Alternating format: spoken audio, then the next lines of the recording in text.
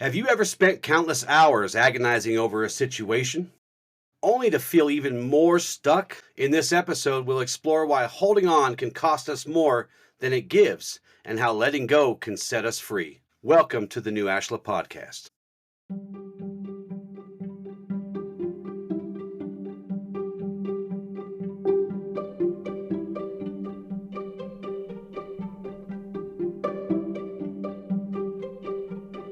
Hello and welcome to the new Ashla Podcast. Today we continue the series inspired by the book, The Light Within, A Journey Through the Axioms of Ashla. I am your host and author of The Light Within, Justin Gates, and I am joined by my co-host Michael and our guest Heather. Hello. Hey, family. So this topic today, the freedom of letting go. It's inspired by the axiom of light. Agonizing over a situation to resolution provides limited gain and comfort. The price you pay long-term for not letting go can be great. So at its core, this axiom teaches us, and it speaks to the illusion of control and the trap of emotional entanglement. Agonizing over a problem, obsessing, replaying it over and over and over and over again. And then while you're doing that, you're also trying to analyze every possible angle in search of this perfect closure or flawless resolution. That kind of stuff may give you a temporary sense of control. It's not real. Or maybe some minor relief. But in the end, that gain that you get, which probably again isn't real, is almost always fleeting. Meanwhile, the long-term cost of holding on, through the stress, through the turmoil, lost opportunities, spiritual fatigue, emotional bitterness. What else? What else can we think of? Man, just feeling drained. I mean, often when we're pursuing something we're trying so hard to hold on to, while it'll take everything out of us because we fixate on it, we lose complete focus on everything else around us and what matters. It just sucks the marrow out of your bones at the end of the day. It really does. Just takes it right out from the deepest part of you. Yeah. I've had a week like that. It's been a week. I'm constantly getting the life sucked out of me from every angle. So what we're talking about today, this axiom, how it's defined in simpler terms, you can waste your energy trying to quote unquote solve something that is better released rather than perfected. And you might think that you're holding on, you're finding some safety and some shelter, but you're actually binding yourself to suffering. Yes. Well, it's just you get so narrow vision that you focus so much on this exact outcome you wanted. Like you said, how you look at it from every angle. And when you start getting into that place, you start trying to prepare to react from every angle. And you end up catastrophizing and making things bigger than they are. And when that moment of resolution comes, if that happens within this situation, you're going to be coming at it from 100 places when it's a simple non-reaction. Like, one thing I've realized is the less we try to predict outcomes, the more we can effortlessly flow through events in life. Because the more we plan, the more we restrict our own motions, because we're trying to have the perfect response for every outcome that could come of it. In our teachings, when we talk about surrender, and of course we talk about it a lot, but it's not giving up responsibility, it's giving up resistance. Yeah. Because when you agonize and this comes at you and it's disguised as worry, and it's that kind of worry that hardens eventually into attachment, negative attachment. We talked about in our love versus attachment show that we did together. There are types, bad, quote unquote, bad types of attachment, only one good type of attachment. And that's what this worry hardens into. And when you leave it unchecked, it takes away your clarity, it steals your peace, and most importantly, it robs you of your presence, wouldn't you say? Yeah. I mean, again, the more you fixate on something, which in any situation like this, you inevitably will to some degree or another, it takes away your ability to really see things in the moment. One thing I've realized with a lot of these types of situations that we do agonize over is because we're trying to avoid most likely the best possible path. You have a horrible job, but you make enough money to get by, and you don't even want to try looking for another job because you got those golden handcuffs. You feel secure within your finances. And it's realizing that even if you got to lose a bit of money, your happiness is worth it. You know, you're stuck in a relationship where you're trying so hard to make things work. You're trying so hard to keep everything together, and you realize you're shrinking yourself down to try to fit into this puzzle when realistically you could be your whole self outside of that. Yeah. And that happiness that you just said isn't even real. Because if you're constantly dreading everything you do and you give up all that stuff for, as you said, security, well, I'm not sure. I mean, I wouldn't be happy with that. And when you sit with this stuff for too long, you start to cling to whatever you can grab. And that's typically pain or uncertainty, a Or lot of unfulfillment. unfulfillment and unmet expectations. And then you imprison your future and you imprison it inside like your past. You're just stuck now Yeah. in this little time loop where the future, the potential is stuck in the past, and in the present, you're just continuing doing the same thing and causing these issues to just never resolve. Yeah. I mean, one thing to really think about is we talk about the unconscious mind a lot in this. I just wrote a paper on this, but on addiction. And it's the unconscious mind will do everything it can to try to keep you in a comfortable place. Whether that's it'll take a familiar hell over the expansive unknown any day. And it's a wolf in sheep's clothing. You can start telling yourself, hey, I need to leave this situation. It's not going to be good for me. Yeah, but if you make this work, then imagine what the payout would be, is what your mind would tell you. And it takes you down these little tunnels and slowly convinces you right back to not stepping out of your comfort zone and removing yourself from that's creating chaos. And often, when it comes to these situations, there's a level of addiction associated with it. There's certain hormones that are released within us that we become familiarized with. One of the hardest things for me getting into a healthy relationship, living a healthier life, is realizing that I spent most of my life chasing chaos. And that's what was normal to me. And that's why I kept finding myself in these situations, in these relationships, in these jobs that had all this chaos going on. And to me, as much as I knew I wanted out of it consciously, my body craved it, Hmm. because that's what was homeostasis for me. That's where I spent most of my life. And now that I have peace, now that I have that calm, I find myself yearning for chaos to a degree with my thoughts. And it's like, no, no, this is so much better for you. So, as we get through this, as we start to explore some of the deeper veins of this axiom, I want you guys to keep a couple things in mind. You need to recognize when your mind is trapped in these loops they don't serve you in any positive way. They don't help you heal, they don't help you grow. You also need to learn to trust that sometimes the true answer is not found by suffering and agonizing over things, but by surrendering. And I would say that's true most of the time. Yeah. And understand that freedom doesn't always come through quote unquote resolving. It mostly comes through the act of releasing. So that's some things I want you guys to keep in mind as we explore this. You know, Sorry, there's coffee. so many people you see out there today that I see stuck in these situations where they're agonizing, where it's just like, how can I keep my security while maintaining this? And a lot of people will maintain horrible situations for security.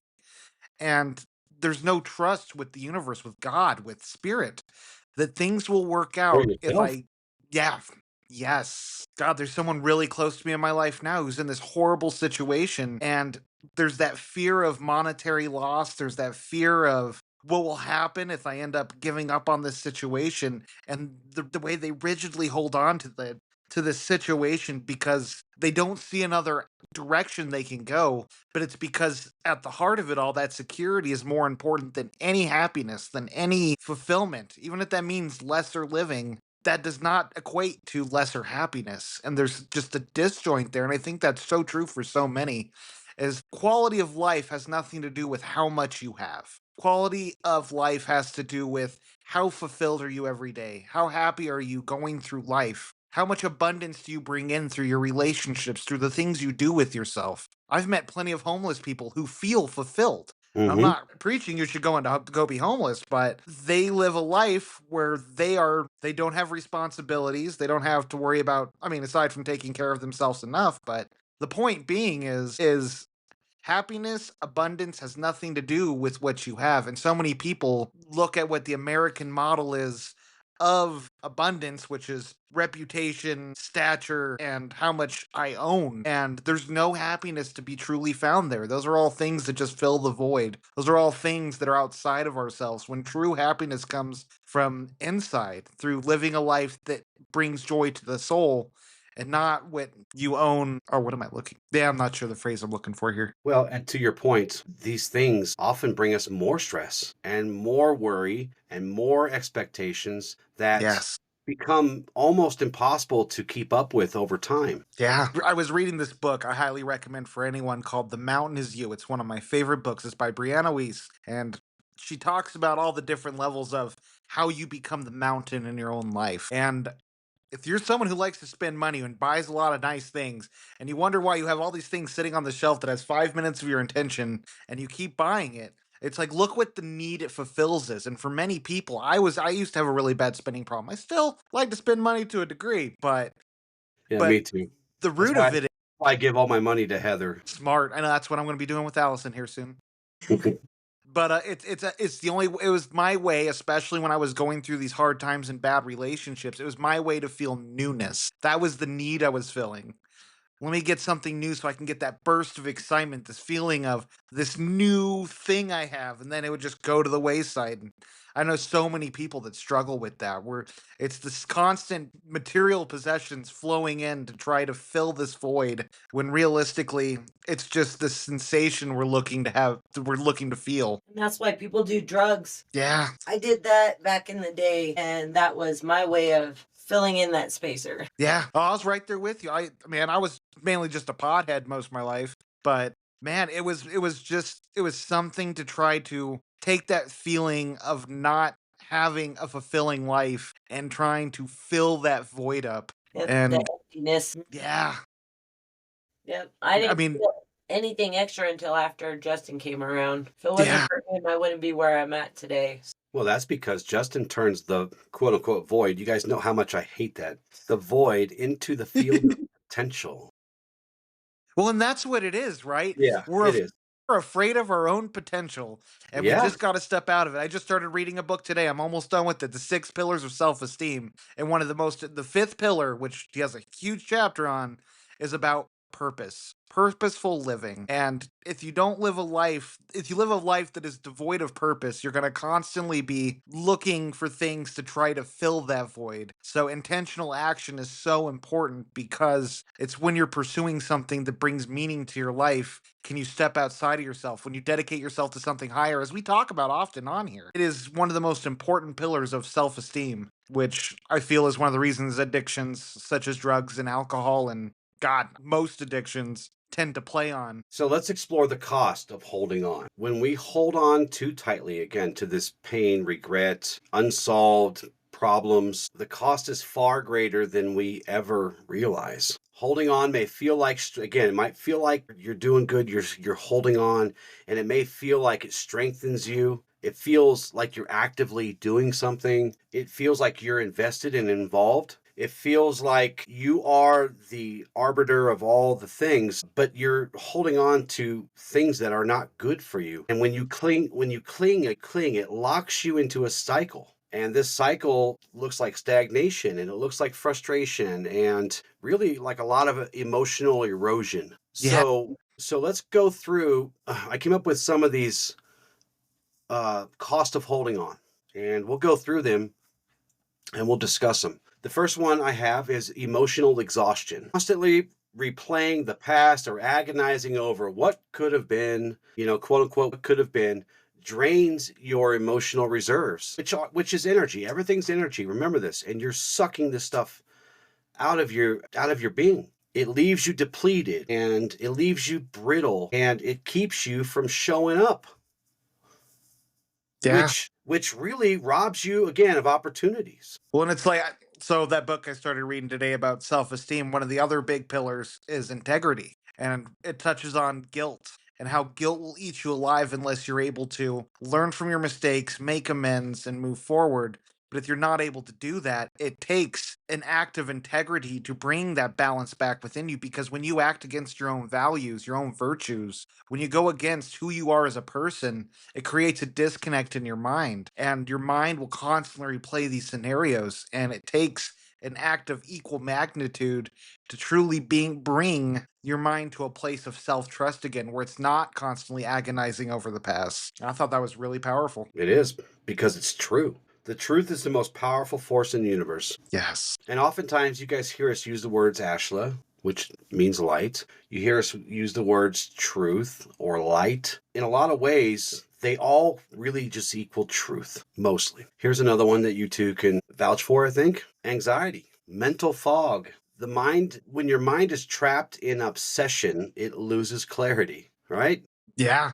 You lose the ability to see. Well, it's like we were talking about earlier. When you start looking at things from 100 different angles and preparing for 100 worst case scenarios, you end up losing Yeah. sight of the facts that are in front of you. You end up losing sight of what is good about this situation. And when that happens, you become so disconnected from the events that are happening in the now, in the present. Yeah. When you tear yourself into 1,000 pieces, of course you're going to be anxious because you're no longer whole. And you can't think clearly about what's next because, again, your energy is still anchored to what's behind you. You're dragging this weight. And it's whatever, what in your mind, whatever the heaviest thing in the world is, that's that. And you're dragging it and you can move it, kinda, maybe a tiny bit, but really you're not going anywhere. You're standing on a treadmill pulling 1,000 pounds.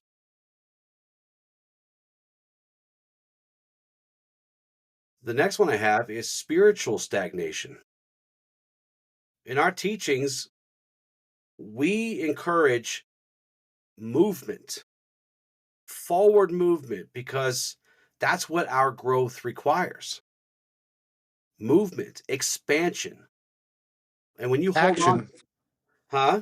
Action. Action. And when you're holding on to these old wounds, these old narratives, or really a lot of failed expectation, that halts that sacred growth, that sacred expansion. You can't walk forward when you're bound backward. Not at all. I mean, when I was in the thrones of my major attachment, it's like as I was trying to do my training, as I was trying to do this spiritual work, one of the big walls I came up against was it's like I realized how this was not serving me, how I was losing myself a lot to this situation. And the options were, if I wanted to grow as a person, was to remove myself from this situation or change what my motives were. And I did the change what my motives were, which helped me get through the situation, but it halted me so much in my growth because I wasn't serving myself. And so yeah, when you're stuck in these situations, whether it's a relationship, a dead end job, or some kind of dynamic that you feel stuck in, the more you resist, which resistance is the key thing here, the more we resist the truth of the situation, the more in denial we are over it, the more we can't allow ourselves to expand because expanding would mean moving beyond this. And so 100%, we do become spiritually stuck in these situations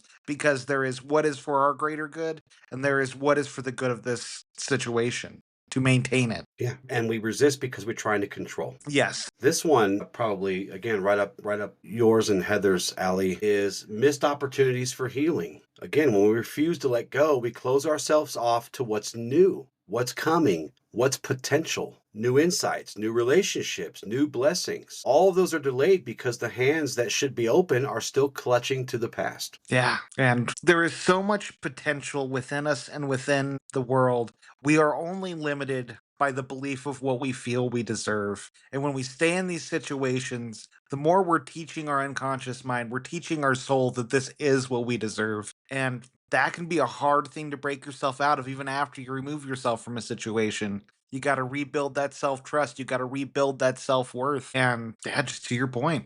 I'm 100% there. You're past that, though. I can't say that I am completely past Well, that nothing's 100%, right? because I still have a lot of work to do, and Don't we You all? always will. Don't we That's a all? part of this. and there's still things that I find hard to let go of. So But they're in your awareness, right? yeah, That's the kind of most the- important part. that is That the is most the most important. important I part. can get to a point now where if I am, say I wake up in the morning and I have a negative thought, or I already feel like I'm depressed, or Mhm. my brain is racing Mm-hmm.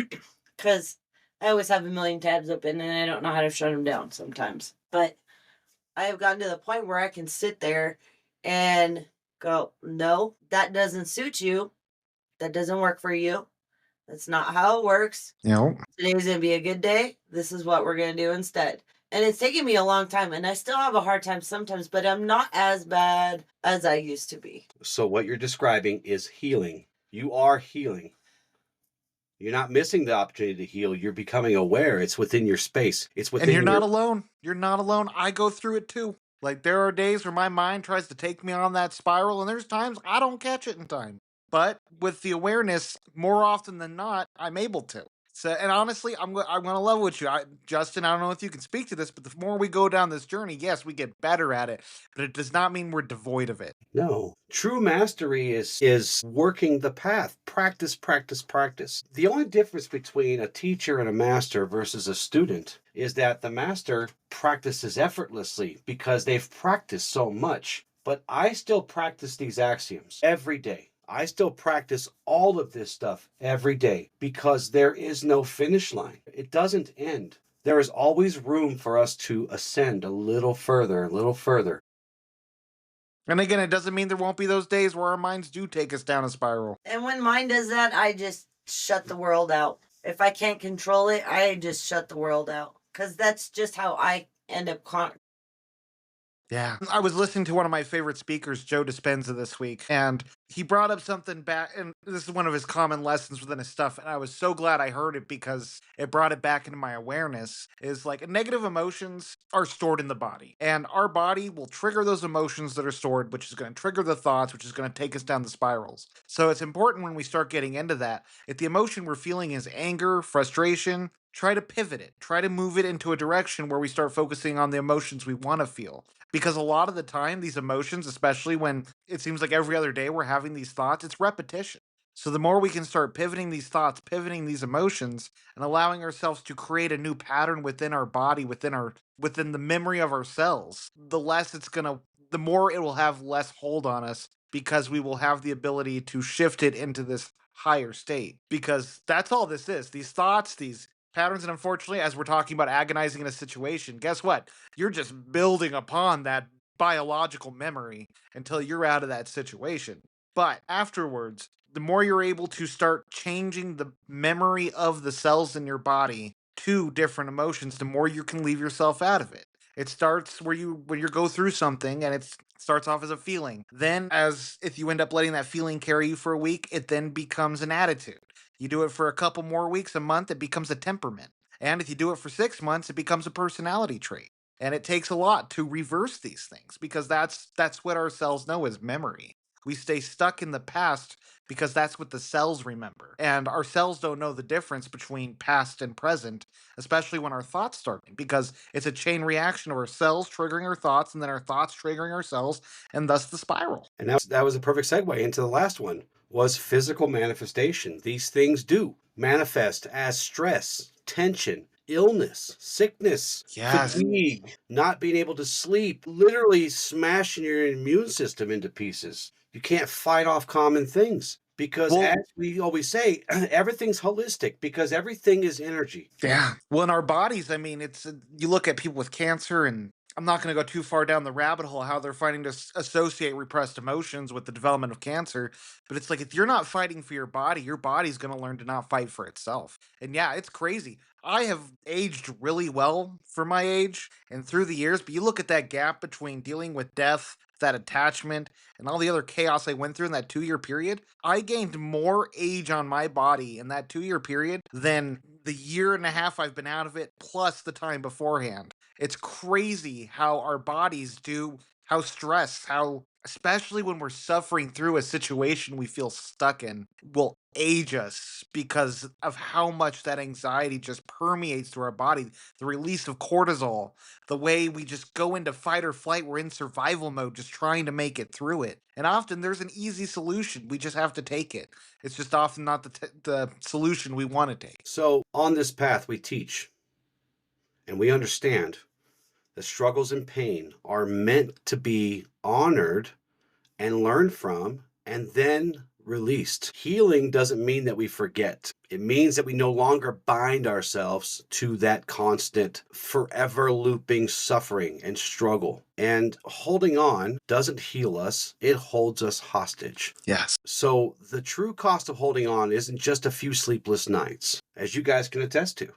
It's the slow draining away of your potential, your peace, your future. Freedom begins not when everything is resolved. but when you have the courage to let go, unresolved, unfinished, imperfect, and trust that the light will complete what you cannot. Trust that your divine nature will complete what you cannot. Trust that God will complete what you cannot. Whatever divinity you find yourself in, trust that it will complete what you cannot.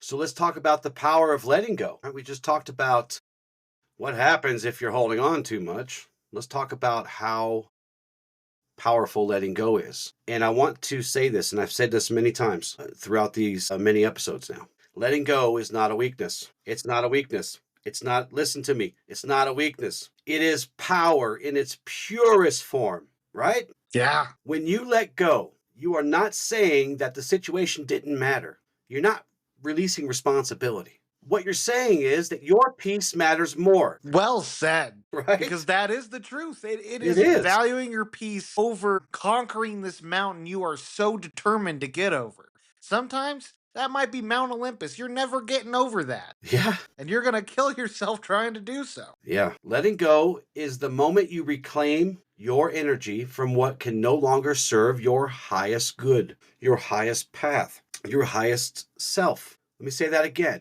When you choose and you push and you work to let go, that is when you reclaim your energy from the things that cannot serve you. That's where you start to find your authenticity. That's where you start to find yourself. Yeah. Often, when we are stuck in a situation like this, again, we shrink ourselves down.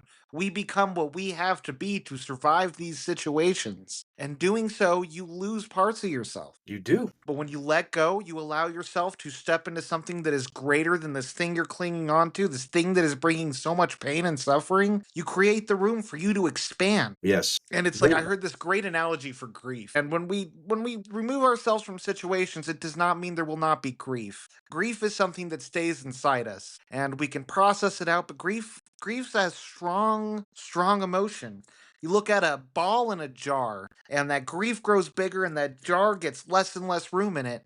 Well, you need to get a bigger jar. When you leave a situation, you leave room to create a bigger space so that grief becomes a much smaller space, that is a much smaller item taking up space within you because you have expanded yourself. You're no Mhm. longer restricting yourselves in the confines of this situation. When you let go, that is an act of freeing yourself from cycles of suffering that have already taught you what you needed to learn. This goes back to judging yourself over and over and over again. Allow yourself, if you need the accountability, allow yourself to be accountable once, one time. Learn the lesson, move on. There's axioms for that. In our teachings, we understand that letting go is an act of sacred trust. You're trusting divinity and you're trusting yourself. It is the courage that you find to finally release the weight and open your hands, free your hands to receive something greater. So, just like with the control cost of holding on, the power of letting go, and we're going to go through some things and we'll discuss them real quick here. First one, when you let go, you reclaim your energy, the emotional, mental, spiritual power that's trapped in this cycle, in this tornado, or maybe even a cyclone for some of us. These powers, this energy that's trapped in this ruminating thoughts and unresolved feelings, this all comes back to you.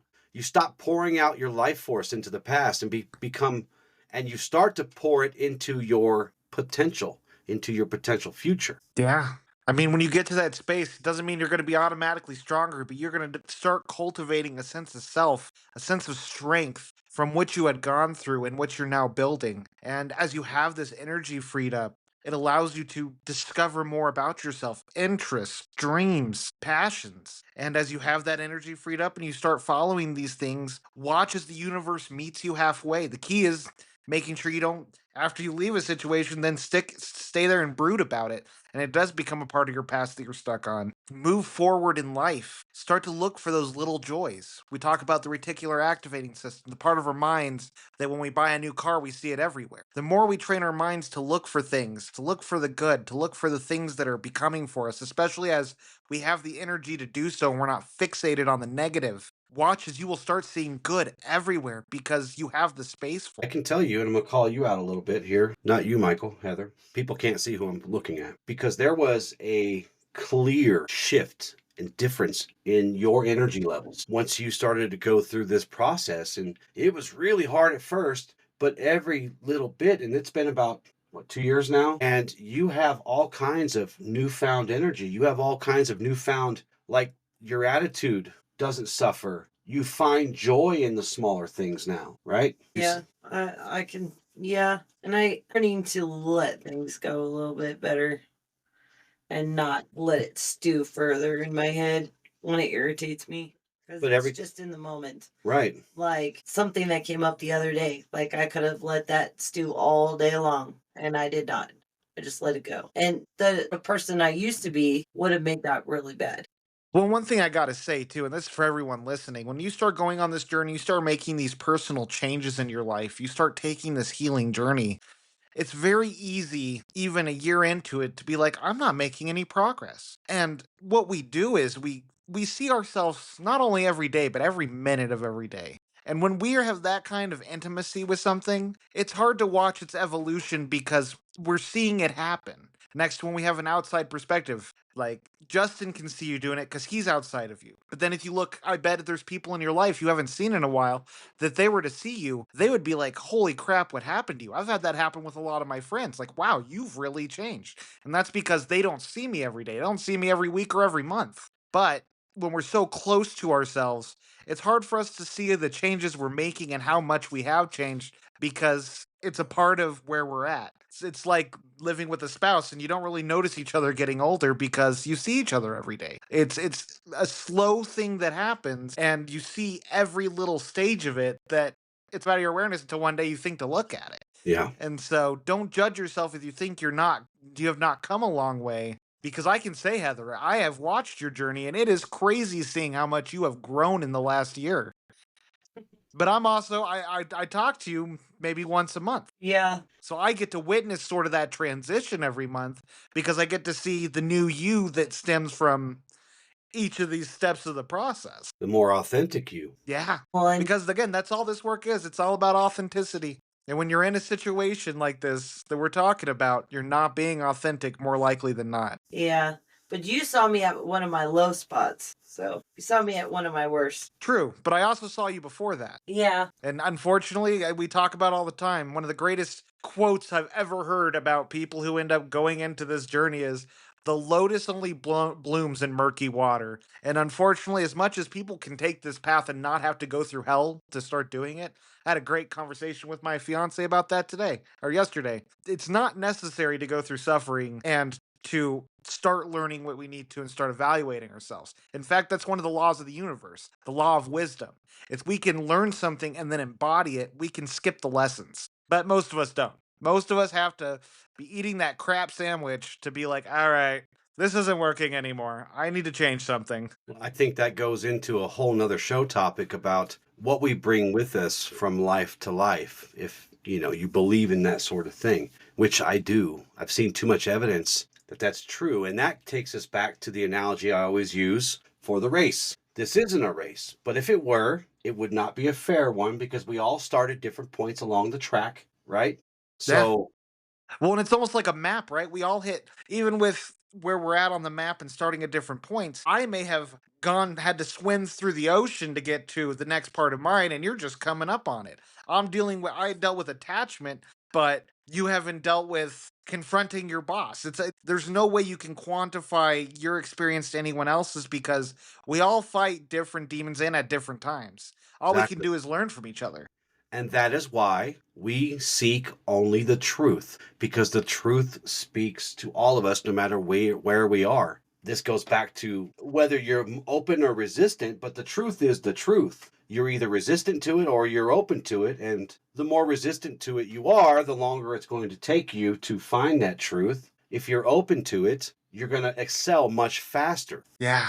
I tell you what, I was so thankful when I started your training as I was going through my hell because you gave me a framework. And that framework, and this is what we're offering you, the listener, through our episodes, is a framework to work through your own stuff, to go on your own journey. And your journey will look nothing like ours. Yes. But you can take the tidbits and get the wisdom from it so you don't have to land in the same pitfalls or know how to handle things as they come up.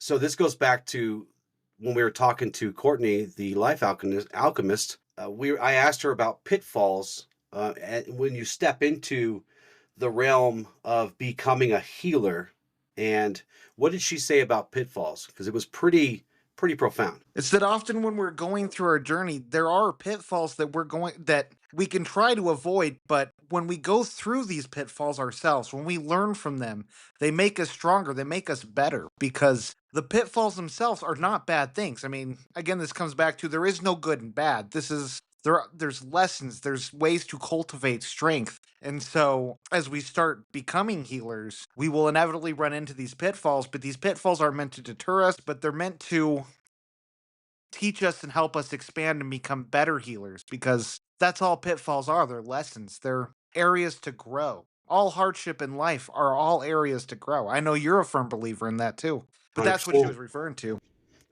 Yeah, and there's like at least 8 axioms that encompass all that stuff you were saying. What's our tally today? We're up to like $30 or something. Depends on how much I'm putting in each time you say it. So for those of you who don't know what we're talking about, Heather decided every time I say there's an axiom for that, because these two get sick of me saying it, I'm sure. But I have instead of a cuss jar, it's a axiom jar. So I got to put money in it every time I say that. I'll be able to go on a nice vacation soon. Eventually, huh? Or we'll donate it to charity or something. There you go. Michael, you segued us into the next one, which is when you let go, you clear the channel for divine wisdom. When you clutch tightly, it leaves no room for inspiration, healing, or higher guidance, because you're trying to control every single thing, but you're not trying to control just one single thing. As we said, you're tearing yourself into 1,000 pieces to see 1,000 angles, and you clog up that channel for that divinity to come in and help you through things. Well, it's such a good analogy because, again, it's resistance, right? So the more we're resistant to something, the more we want to avoid it, the more we want to try to control it. But when we remove ourselves from situations like this and we free up that space, the more we're not having ourselves trying to control anything. We allow divine wisdom to flow in because it'll speak to us in the here and now. It'll guide us into expansion instead of what can I do? What can I change about myself to make this situation a better outcome? And so, yeah, as it clears out these channels, we become much more in tune with ourselves, with the universe, and with the infinite possibilities that are available to us. Because often, those possibilities aren't even on our radar. Yeah, it moves us in from that void mentality into that potential mentality. Yes. We get more insight. We're more at peace. We're more creative, and we can start to flow again, which moves us into our next one.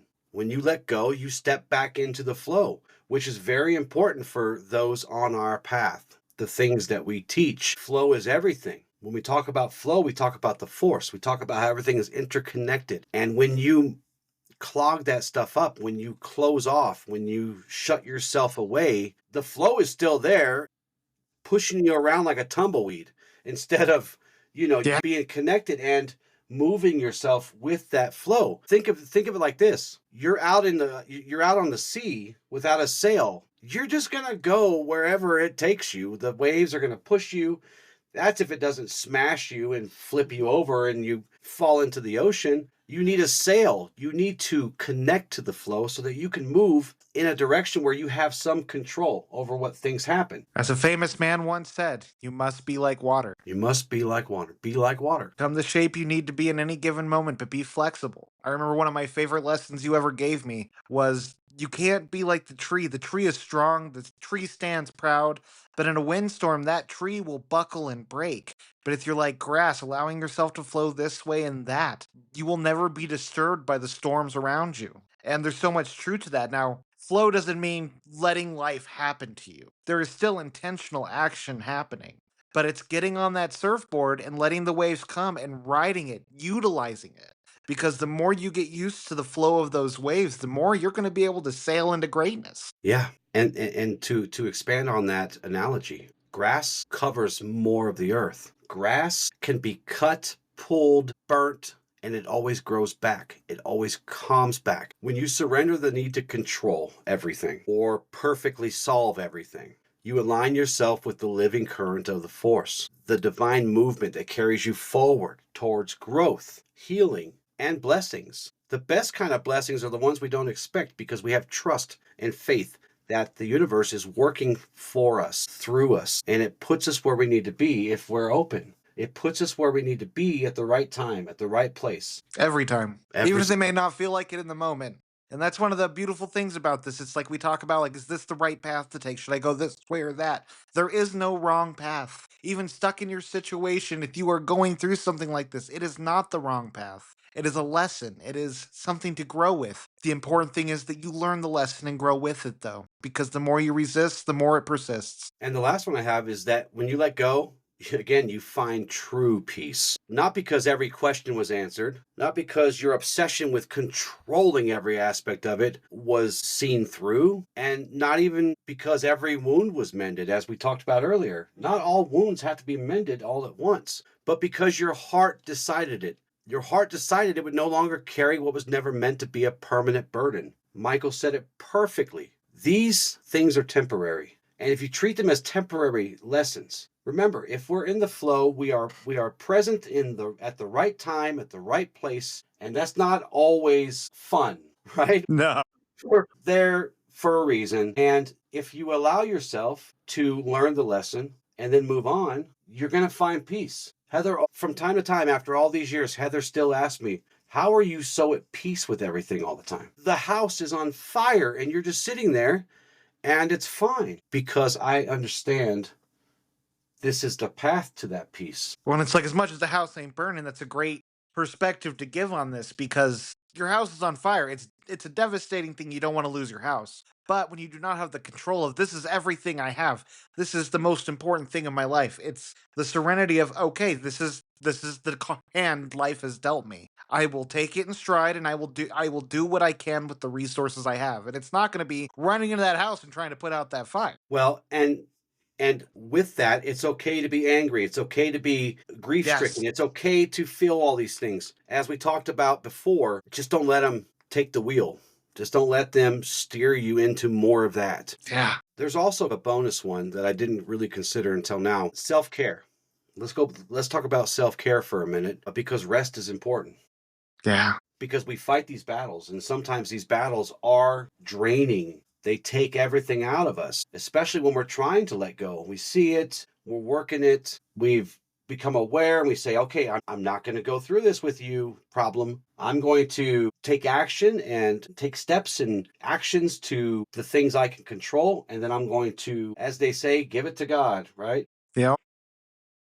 But that drains us. So rest doesn't come from solving everything. Rest comes when you've done your best and when you've done the things that you can control, and then you let it go. It comes from laying it down. Remember, we talked about how heavy this stuff is. You lay it down. It wasn't meant for you. You brought it upon yourself, but you can still lay it down. In our teachings, the path we walk here, we don't let go because the situation deserves it. We let go because we deserve freedom. Yeah. Well, even like when you're going through these situations, man, it's like self-care kind of goes out the window when you're really holding on to a situation that's eating at you day and night. The more you're shrinking yourself down, the less you prioritize your own self-care. And when you go through this stuff, self-care is one of the most important parts of the work we do, because we feel like we're supposed to be machines that, as long as I get my food and my water, even sometimes thinking just sleep, we need to realize that we need to give ourselves space. We need to give ourselves time to relax, to recuperate after what we go through, whether that's just hanging out on the couch and reading a book or going on a very easy walk around the neighborhood. It's taking care of ourselves in a way that is beyond treating ourselves like we are machines, because we're not. No, We we're are not. spirit. And when you don't nurture the spirit, everything else starts to go awry as well. I want you guys to listen to me out there. You deserve freedom. Your future deserves to be unbound. The light, the truth that shines within us deserves to shine without chains. The real power of letting go is this: it allows the past to teach you without owning you. It transforms wounds into wisdom, and it moves you from a survival into sacred living. Letting go is not the end of the story, though, as we have pointed out. Think of it as like turning a page each time. The story's not complete, but the story's progressing. Yeah. So I'm going to read to you from the book on this axiom. Lend your ear to this truth, my friend. To endlessly and obsessively toil over a situation in pursuit of resolution often yields limited advantage and peace. The relentless pursuit of closure may exact a toll that outweighs any immediate benefits. The refusal to let go may hinder your growth and imprison you into the shackles of perpetual suffering. The practice of Ashla encourages us to release our grip on situations that we cannot control or have already passed. By letting go, we free ourselves from the burdens of unnecessary suffering and find solace in the serenity of the present. Emotion, yet peace. It can be challenging to be fully present and detached from outcomes out of our control at such times. We must work to be present, attuned, and mindful of our feelings toward our attachments so we do not weaken our connection to the force. Letting go means accepting that things outside of us are out of our control and finding a way to move on in contentment. Recognize the wisdom in discerning and when to release your grip on a matter. By doing so, you free yourself to embrace the boundless possibilities of the present and the future, unburdened by the weight of yesterday's troubles. Passion, yet serenity. Do your best and walk away knowing you gave your very best. The parts we play in the lives of others can sometimes have a limited role, and we are not always meant to be a part of the whole solution. Let go. Know when to stay and know when to go. The luminary practices the art of letting go. Inner peace, clarity, and resilience are found, and they are better equipped to face future challenges with equanimity. Sometimes the most profound gains come from releasing attachment and embracing the ever-flowing river of life. That's beautiful. Do either one of you have any final thoughts on today's episode before we get into the good stuff, the exercises and the affirmations and the journal prompts? If you're in the thick of it and you're fighting one of these situations, if you're stuck in something that you are rigidly holding on to, as you hear our words, as you chew on them, you try to see how you can incorporate it, what options you have. Don't beat yourself up for staying in a situation too long. Usually, again, there is no wrong path. We learn what we need to. So just make sure you give yourself grace and compassion as you evaluate these things, because this is never about judging yourself. This is never about having another reason to condemn or devalue yourself. But take these words and decide if the course you are pursuing is in your best interests, or if there is another path that is readily available that has more potential for your growth than what you are currently pursuing. All roads lead to Rome. All roads lead to source. All roads lead to divinity. Some are just a little longer than others, and that's okay. And really what this is about is saying, don't judge yourselves too much. Don't be so hard on yourselves. This is a very natural process. It's a crappy process sometimes, and it hurts, but it's a very natural process. It is part of growth. We are our own worst enemies, and the point of this path is so we can start becoming our own best friends. Well said. Let's go to the exercise. I want you guys to identify one situation or thought that you've been holding on to and ask yourself, is this within my control? It's a very simple exercise. Remember, like I always say, do one thing at a time. One thing at a time. Write down one step that you can take to address the issue if it's actionable. That's a very important part. If it's actionable, right? If not, write down some way to help you release it. That could be an affirmation, it could be a prayer, it could be whatever works best for you. Practice a daily meditation, an affirmative prayer, or a regular prayer, a visualization, whatever works for you, where you imagine releasing the weight of the issue and then feel yourself becoming lighter. Our affirmation for the day: I release what I cannot control. I find peace and clarity in letting go, trusting that the truth will guide me forward. For my journalers out there, reflect on a situation where holding on caused you unnecessary pain. How might letting go have changed your experience? And what can you release today to move forward? And finally, our listener question. This one's for you guys. What's one thing you've held on to for too long? How did you finally let go? And how did it transform your life? Share your story using hashtag freedom in letting go. Great show today, guys. Yeah, Really no, it's such a appreciate it. powerful topic, and followed right after our surrender podcast, which was a great episode on how to go about letting go. But it just fell right in sync with So we want to thank you guys for joining us today, wherever in the universe you're listening to us from. We appreciate it more than you know. We love you guys very much. With love and gratitude, Ad Lucium. Ad Lucium.